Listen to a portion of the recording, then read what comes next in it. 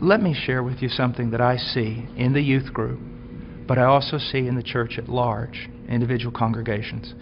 Because we have dumbed down the gospel, because we're not preaching the true gospel, and we are using carnal means to attract people. If you use carnal means to attract men, you're going to attract carnal men. And you're going to have to keep using greater carnal means to keep them in the church. So what has happened is this. We have these large churches filled with many unconverted carnal people.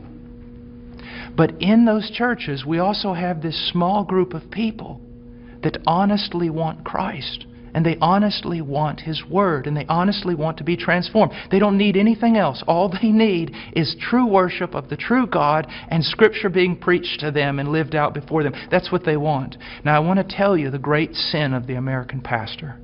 And this has got me in a lot of trouble, but it's true. This small group of converted people in that local church, all they want is Jesus. And all they want to do is the right thing. They want purity, they want truth, they want Christ. But the pastor, in order to keep this larger group of unconverted people, he caters to them. So while he is feeding these carnal men and women with carnal things, he is letting the sheep of God starve to death, and he is going to stand before God one day in judgment.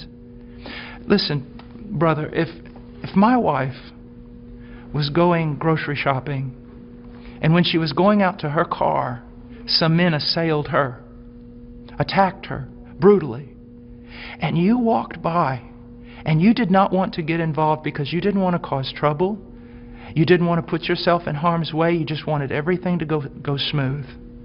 After all that was done, I would look for those men to deal with them. But I want you to know this, I'd look for you too. Because you had a chance to stand for my wife, my bride.